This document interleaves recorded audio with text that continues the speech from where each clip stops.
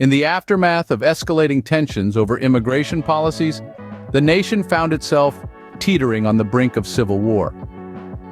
Divisions between supporters and opponents of the government's stance on immigration had reached a boiling point, with clashes erupting in cities and towns across the country. Amidst the chaos, armed militias on both sides of the debate mobilized, ready to defend their respective ideologies by any means necessary. The streets became battlegrounds, with violence escalating between factions as they vied for control over the nation's future. The Biden administration, faced with mounting pressure from its supporters, declared a state of emergency and deployed federal troops to quell the unrest.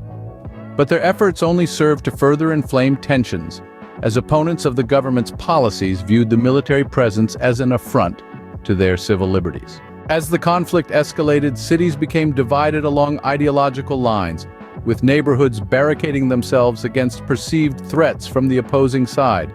Families were torn apart as loved ones found themselves on opposite sides of the conflict, their loyalties tested in the crucible of civil strife. Amidst the chaos and bloodshed, voices of reason struggled to be heard, drowned out by the cacophony of violence and hatred that engulfed the nation. Calls for dialogue and compromise fell on deaf ears as each side dug in its heels, unwilling to yield even an inch in the battle for control. In the midst of this turmoil, the plight of immigrants caught in the crossfire became increasingly dire. With government resources stretched to the breaking point and law enforcement agencies overwhelmed, undocumented immigrants found themselves caught in a deadly game of cat and mouse, hunted by both sides of the conflict. As the death toll mounted and the nation teetered on the brink of collapse, calls for intervention from the international community grew louder. But with the world watching in horror, the United States seemed locked in a downward spiral of violence and chaos from which there appeared to be no escape.